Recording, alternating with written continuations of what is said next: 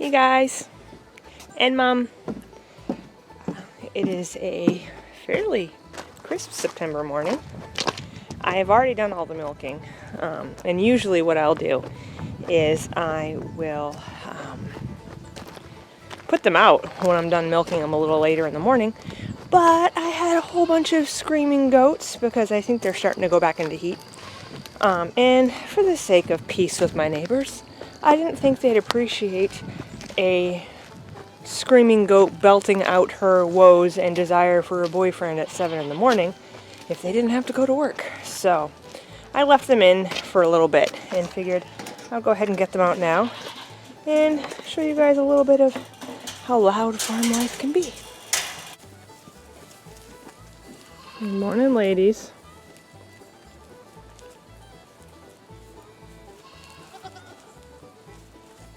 The door open so you can't be held hostage by the grumpy queen. Good morning, Willow. Good morning, Willow. Calm down. Rosie. Hello, baby. 2.0. Mellowest goat in the barn. Aren't you, baby? You mellow girl. So last year, this was just the dustiest spot where when they'd walk over it because of how dry it was in the drought, clouds of dust would just like completely clog your nose. And this is just really, really great because this will keep soil erosion from continuing out here, and they'll just continue to have some fresh grazing, and we're so excited to see it spreading across the back. We're hoping to get all that back area over here greened up nicely too over time. So this was super encouraging to us this year. I keep trying to tell Rosie Posey that I don't need a single goat because I have a whole herd of them. But she's pretty well insisting that she is my goat. And she does. But I don't need one goat. I have a whole herd. This brazen brat is looking for a boyfriend this morning. She's getting pretty loud. She may not cooperate by showing, but sometimes they yell quite a bit. So it gets kind of annoying for the people that have to listen to it all the time. So, in trying to keep some peace with my neighbors, this one too. She's especially loud. That's Lily. She is especially loud, but I haven't let the boys out yet, so they're like, what's going on? Yeah?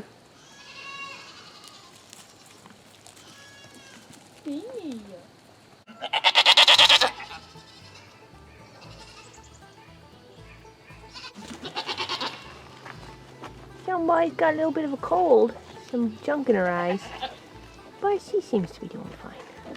And how are you doing? You got little crusties?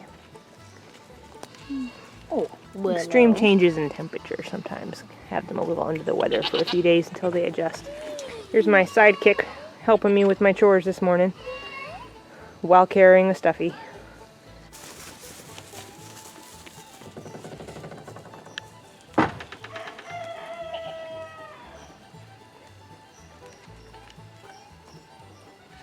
They'll stay focused on breakfast for a minute, but then they'll start haunting the fence line, blubbering and zuberting at everyone. Yeah, the rut has started and it's especially disgusting.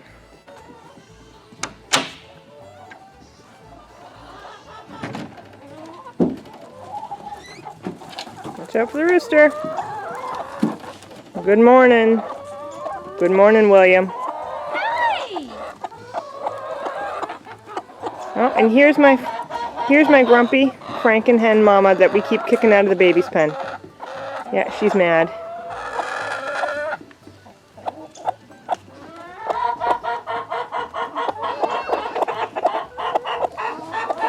Mama? Frame it and don't make it too jumpy. So she is refilling or putting the water buckets outside so that the chickens don't have to go inside to get a drink of water. They're usually easier to refill too. Yeah. Alright, we're gonna move on to the next spot. Someone's being so helpful while I'm teaching his sister how to frame him properly in the lens. You gonna bite me? Oh! You so mad at me? Oh! The molt has started, and that poor chicken is so full of quills trying to come in, which is very painful. I kind of feel bad for her. But she's hanging in there. Giggly, okay? Oh, we're interested in breakfast.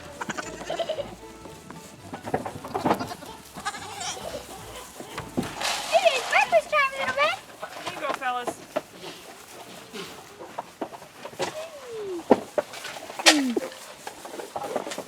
Where are you, Juggernaut? He's all the way over here, in the back.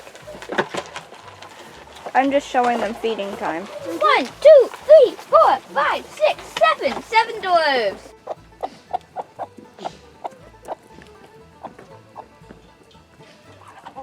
Oh, she's getting testy.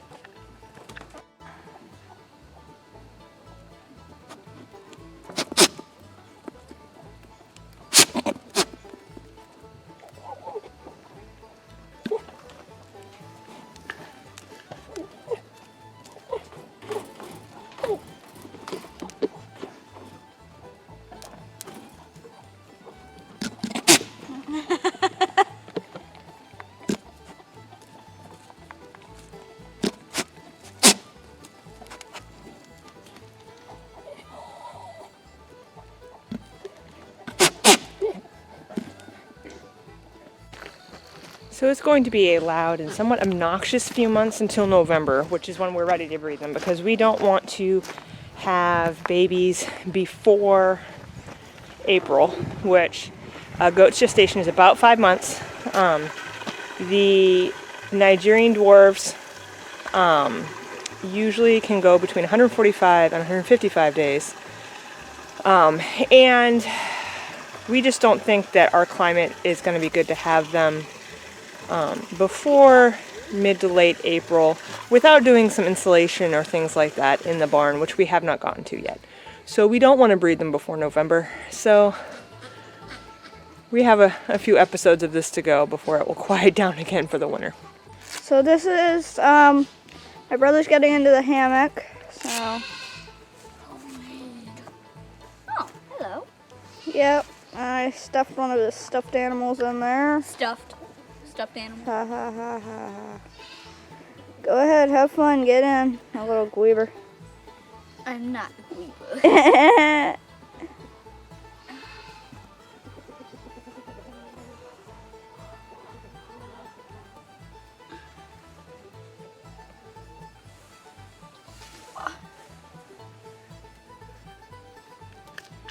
I just need to get comfortable.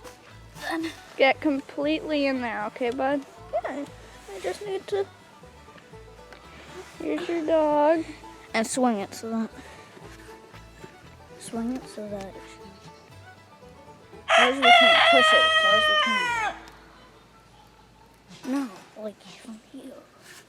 So my sidekicks and I are going to go pick some zinnias in my disgracefully unkempt garden. Matches the rest of my life. And then we're going to head in and do some school because we're homeschooled around here and love it.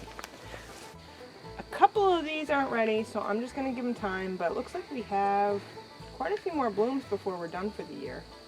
So I'm just going to go ahead and use my knife because this is what I have on me and dump the big daddy long legs that have been chilling out on it. Can I keep those? We're going to bring them inside and put them in the cup that I have my roses on. Really pretty. It also looks like I'm going to get a few last blooms from my roses before they go dormant for the fall. That's exciting. So my sidekicks and I thought that we would sign off and say goodbye, so we'll see you guys later, and Bye. go ahead, bud.